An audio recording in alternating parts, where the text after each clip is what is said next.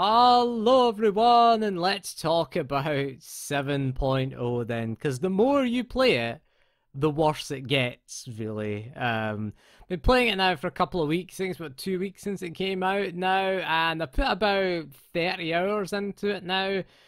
Played a few classes, and I've got to say, it's just everything is fundamentally broken. You've got to say, combat is broken, really. The problem is they made such changes to the classes and the classes' utility, but then gave no thought as to making changes to the encounters. Now, quite a lot of games have done this. Like World of Warcraft did it. They made changes to the way the classes play, and they changed, they cut abilities and changed the way a lot of classes work. They took out the skill tree system. But at least in WoW, you've got new content. So they designed the new content around the class balance as it is. In SWTOR, there's no new multiplayer content. Patch 7.1 is bringing a new raid. But we've got one broken flashpoint. That's all we've got in 7.0. And the combat just feels so broken. Like, flashpoints, why are they so overtuned? Like, seriously. Why are we struggling? You're really struggling to hit DPS in flashpoints, especially hitting in rage in a lot of fights now. And yeah, it's seriously just the game feels broken. The problem is that the classes had a real sense of utility. You weren't just a DPS healer or tank. You could do support roles there. You could do a little bit of self-sustained, especially when fighting ads as a DPS. But now they make you choose between offensive abilities and defensive abilities. So if you want to be a bit more defensive, you're going to have to lose DPS. That just doesn't make any sense. Some of the choices that you have to make are like three totally different things. Now again, if you look at a game like WoW where you make a choice in the skill tree system, generally they all have a theme. One's like a stun ability that you can choose, one's a defensive ability, one's another ability to augment your class, but they generally all are consistent at least. At least in SWTOR, you have to choose for the mercenary, for example, you have to choose between the raid cooldown, which is the alacrity boost cooldown. You have to choose between a defensive cooldown and an offensive cooldown. These are three very different things that we're picking from in a skill tree. Again, you just pick the best one, but all three of those individual things might be useful to us. So what's happening is you're having to respec between fights, between encounters now, because we just don't have the utility that we did have, and this ruins the flow of combat. It's boring.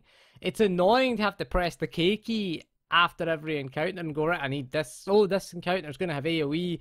I better put this in to get more AoE. Oh, this one's got ads that we need to deal with. I better put more stuns in there. It just does not work, to be honest with you. And if you want to play optimally, you're constantly changing your character. I get that we did have to remove some abilities, and there were too many abilities in the game, but they haven't changed the way encounters work. Encounters now assume that we have all those abilities because those encounters were designed at a time when we did have them, and the developers have been lazy and not gone in and changed any of those encounters. So we now have less utility, or we could have less damage output. That's our choice, really, as a DPS.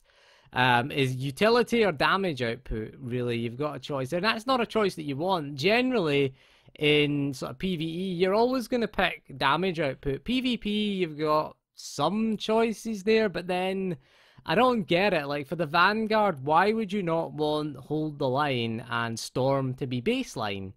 They're just such a DPS advantage that there's no real choice, because you want your gap closer and your get out of shit button. Essentially, that's what Hold the Line is. Gets you out of trouble quickly. And it makes you immune to, not stuns, knockdowns and pushbacks and physics effects, basically. Why wouldn't you want that? That should be baseline. You've also got to choose in the mercenary. You've got to choose, it's the threat drop is the other one. The threat drop, a defensive cooldown, or a threat drop offensive cooldown, or a utility ability. again, these are three different things, three radically different things. Again, I don't like this. Because sometimes you're going to want all three of them, really. Why is threat drop a thing? Like, the Vanguard has threat drop as baseline, but the Mercenary doesn't, weirdly. If you're doing pugs, you want the threat drop, really, of course. Especially if you're a healer, and, you know, players don't peel for you. That's what you want in the game. But seriously, then there's the end game gearing system, which is just insulting. Let's be honest. That's the only way to describe it. Again, I spent time grinding and I upgraded a piece of gear from 320 to 322. Went into a flashpoint, upgraded the gloves from 320 to 322 because they dropped in a flashpoint, and I upgraded them and killed the first boss in the flashpoint. Guess what fucking dropped? 322 gloves. Are you fucking insulting me? I immediately, after the flashpoint was over, unsubscribed from the game. I didn't even last a month. This is one of the worst systems. Again, I upgraded another piece of gear, upgraded the pants from 320 to 322. Opened the chest, 322 pants. Why? Why? What is the point in upgrading it if you're just going to slap us across the face by giving us the same item with the same stats that we just grinded to upgrade for? That is fucking insulting, that is. That made me rage so much, I unsubscribed from the game. I'm not coming back to this, because this is a joke. What is the point in getting chests when the only piece of gear... Yes, they've removed RNG, but RNG was better, because RNG seemed fairer than this system. This is deliberate sabotage. It seems like what they're going to do is create a problem and then sell you the solution. That's kind of what the Korean free-to-play MMOs do. They create problems, create lots of currencies, and then sell you those currencies at a premium. Don't be surprised if we see in the cartel market, you know, aquatic resource matrices. You can already buy, what's it called, the service commendation medals. They're available as part of the Galactic Seasons rewards. Now, you can buy Galactic Seasons ranks for cartel coins. So you can already buy end game currencies in the cash shop. Isn't that egregious, you could argue, because you get 200 service commendation medals for doing the conquest on each character. But again, they've made that even more grindy now. I'm not totally unhappy with the conquest being too grindy. I think it needed an overhaul and it was too easy to do in the first place. But this is just a joke. Are you telling me this is a joke? Questing isn't fun. Why do enemies have so much health? Why does your character feel so weak at level 80? At level 79, I was doing the live stream, we were killing enemies with ease. As soon as I hit level 80, damn, we leveled down rather than up. Leveling up should make us stronger, not weaker.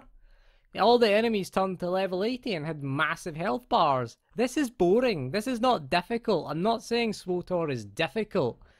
Giving enemies massive health bars just means it takes longer to kill them. It doesn't make the game harder. It doesn't really do anything for that. It's an idiot's way of making things, of artificially padding out the content. That's all they're doing. They're not making it difficult.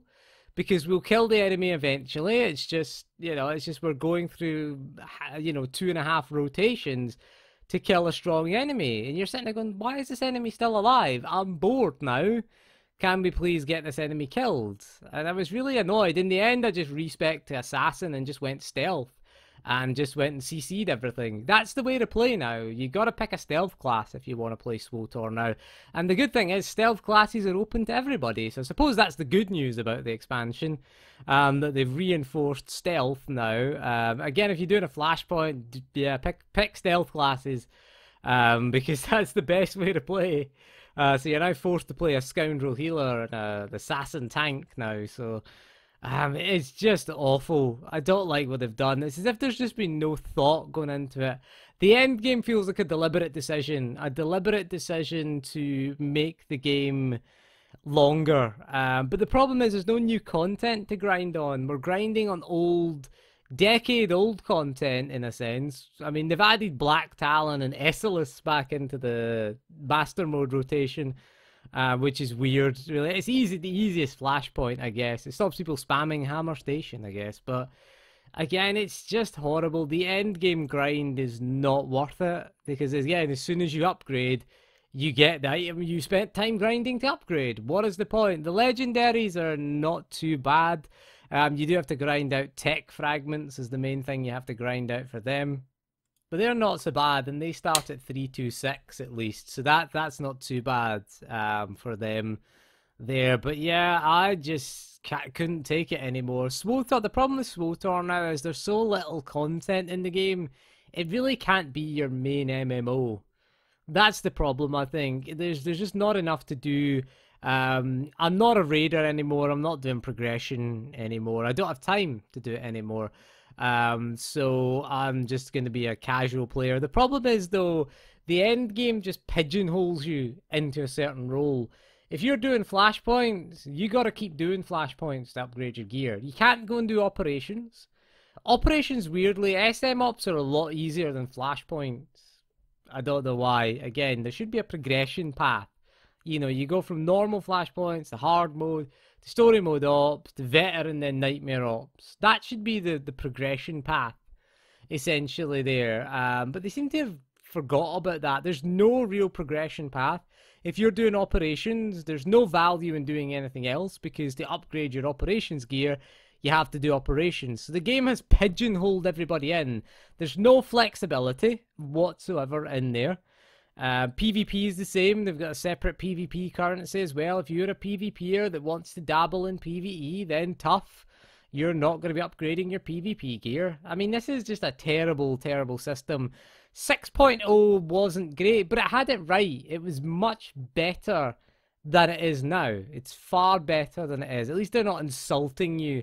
They threw gear at you, and the amplifiers, I don't know why they got rid of the amplifiers. The amplifier system was a good idea, but badly implemented. I just think that if they had improved the amplifier system, like they always gave you an amplifier that was suitable for your role and suitable for the type of class you were. Like things like barrels shouldn't have had force abilities in them, like you know, force healing ability or anything like that.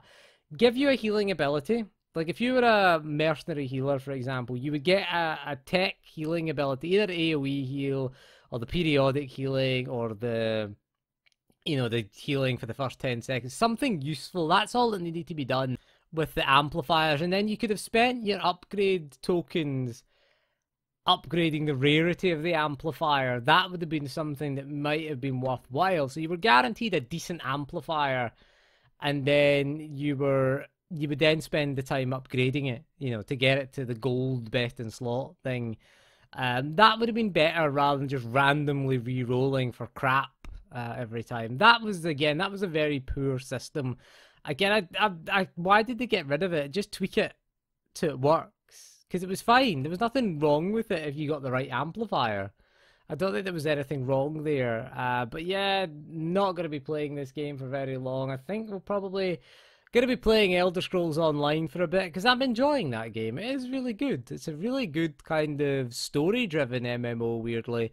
Final Fantasy XIV I'll probably go back to, although I have finished the story. I finished Endwalker's story. But I think I'll go back and check out the end game. It can't be worse than SWTOR's, really. It can't be worse than that. But the problem with SWTOR as your main MMO is you'll subscribe. People have said, though, this is just part 1 of the expansion. No, they sold it like an expansion, so I'm expecting an expansion's worth of content. Why sell it like that? Again, people saying it's free, what are you expecting? It's not free, you have to subscribe. It's part of the subscription package, is you get the access to the expansion content. And again, it's the same as 4.0. If it's not complete day 1, why do you want me to subscribe for the next year? Why don't I just subscribe in February 2023? For a month, and then I can have a complete expansion? Why am I subscribing now? Again, a bit pointless. But anyway, that is all for this video. So thank you for joining me, and we'll see you again soon, and goodbye.